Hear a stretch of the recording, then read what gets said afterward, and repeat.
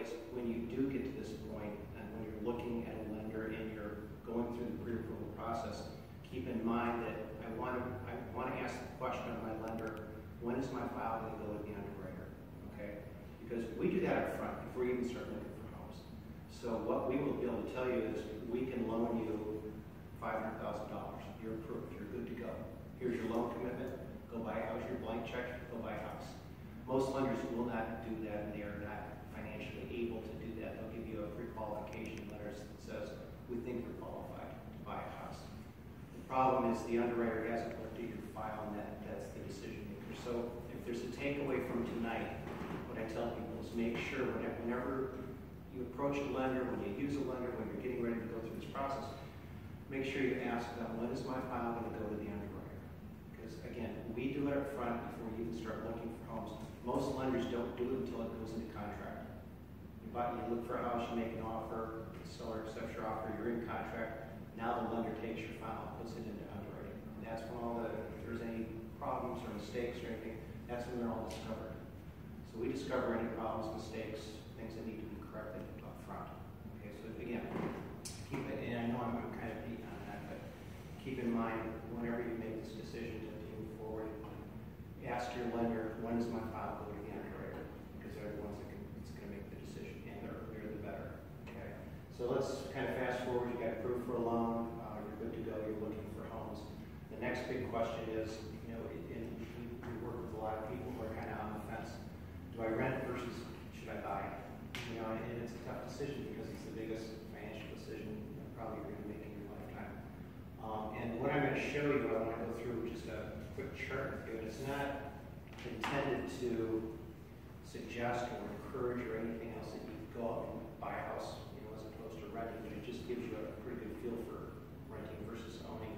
I was going to do it up here, but in your bags, there's a little sheet that has, unfortunately, my picture on the front of it, but there's some information on there, and I just want to go through these numbers with you and have you look at it as I'm talking about them.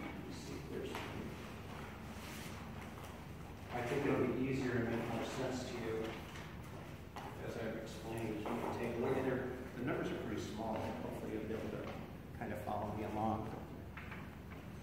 And this is a program it's a phenomenal program that we have that I use to talk to people all the time. Is everybody with me on there?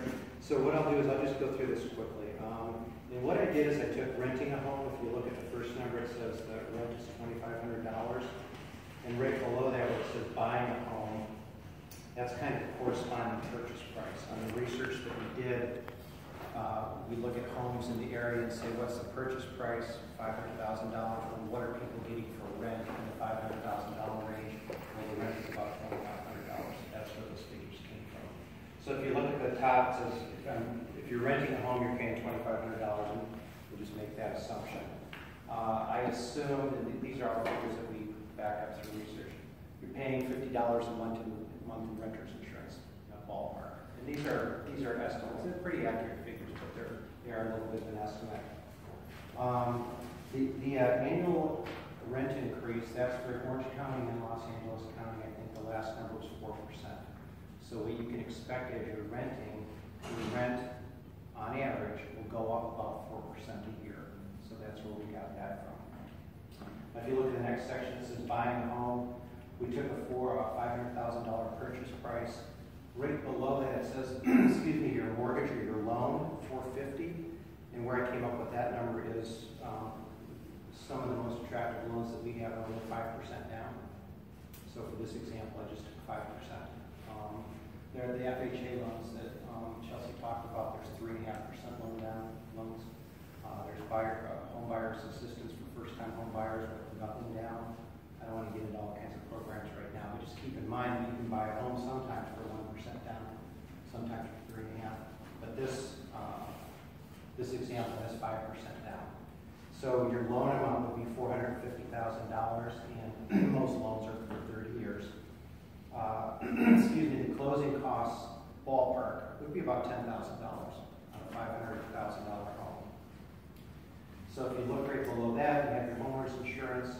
And again, these are all figures that we calculate based on the counties that we do work We know that homeowners insurance on a $500,000 home is about $100 a month. $100 a month, $7,500 a year for property taxes, and then ballpark $2,000 a month for home maintenance, which is probably a little high, but I think it's conservative numbers. The home ownership assumption, 7 years. That's the average in California. People typically live in a home 7 years before they sell it and move on to another home. So that's where that came from. Now the 8.6 home appreciation, this is what's incredible about California. So last year, the appreciation in homes was 8.6%, which when you think about it is astronomical.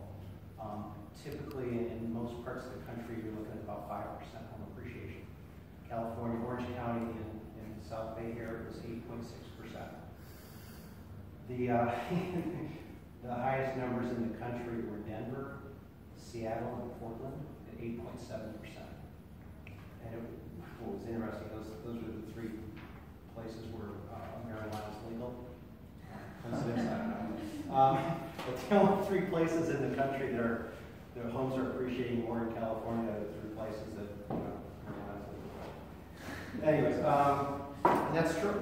So if you look at California, the 8.6 is pretty incredible. And you can even look at a 5% home year-over-year home appreciation of 5%.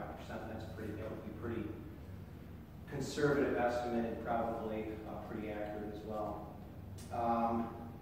The cost to sell the home, that's the 6% you'll pay your realtor when you sell your home. That's typically they charge 6% of the sales price.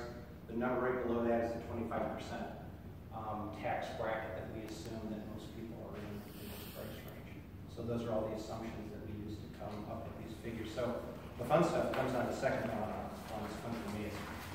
I don't know what it is, but it's fun for me. The interesting numbers are on the second page where it says the calculator results. And you can look the left on the right, the left versus the right, buying versus renting, your monthly payment, the payment at the end of the period, at the end of the 7 years. If you buy a home, your monthly payment is going to be the same at the end of 7 years. If you've been renting for 7 years, we've added that 4% increase. So if you look at those 2 numbers, the rent now exceeds the cost of the home after 7 years. Property taxes, maintenance, those are all the monthly breakdowns. The total monthly payment on your home of $500,000 is going to be about $3,000 a month. You're going to be paying rent of about $2,550. So just using those figures, you would save money renting in the 7-year period. But that doesn't factor in some of the biggest numbers that you need to factor in when making this decision. In the next section, you go down to the expected selling price. If you look at that, that's where you kind of say, whoa. Obviously, if you're renting and you leave after 7 years, you get nothing but maybe your security deposit. If you buy a home and it appreciates like it has been in California, a $500,000 home, at the end of 7 years, it's most likely going to be in this range, $800,000 or $860,000. So that's where you see the big difference, renting versus owning is just in the appreciation. The $60,000 is what you put down as a down payment in the beginning when you bought the home 7 years ago, plus your closing costs. The $391,618, that's the amount that remains on your loan, so you have to pay that off, so that's taken out.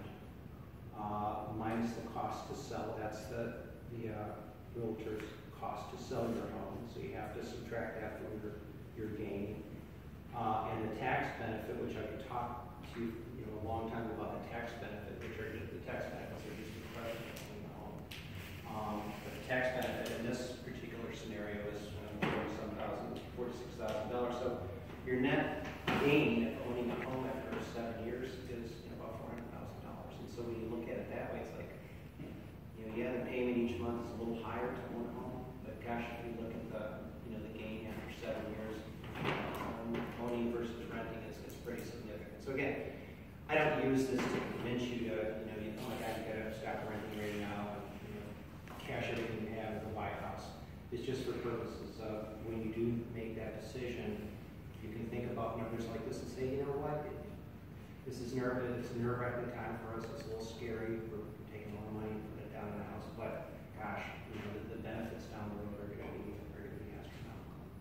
So anyways, that's just what I want to talk about is just use a realtor, the lending process. When you do go through the lending process, the big question is when does my file go to the underwriter? And then the rent versus own. There's quite a few benefits, and the tax benefits are pretty substantial as well. Quick question. I do commercial real estate, so I was wondering, do you have any clients that have like a commission-based income, and if so, what is a little bit different when you're mentioning the stuff that you require up front to pre-qualify them? So somebody that's commission-based, what would you do, or how does that work? It's a really good question. And typically, with people W-2 salary, we need 2 years of income. Commission-based folks, same thing. You can get your K-1s, your 1099s, however you're paid on commission. Right. But the difference is we usually take a 2-year average. Okay. And in some circumstances, just even a 1-year average, as long as you can document what you've made. But it gets a little funky, calculating the income with the commission. Sure. Strictly commission, but we do it every day. Okay. So, did I answer your question? Yeah, no, that's exactly. I thought maybe you would want a longer period of time of proof of income, but it sounds like it's also 2 years. Usually 2 years, sometimes 1. Okay. Cool. And yeah, that's not a problem at all.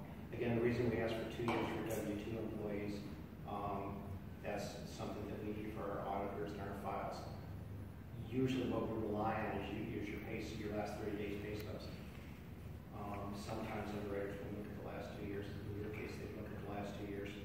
If you folks are W-2s, probably, as long as your pay stubs are consistent with your W-2s, all they really look at is the last 3 days pay stubs. So if you've got a recent raise, that's what you'll be kind of judged. If that's the right term, but that's what you'll be evaluated on in this recent pay ratio, this recent income. What loans are you using mostly right now for first-time home buyers?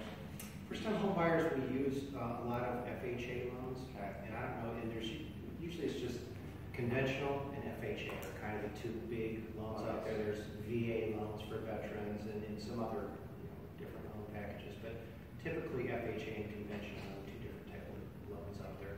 The FHA, only upside about those, they only require 3.5% down.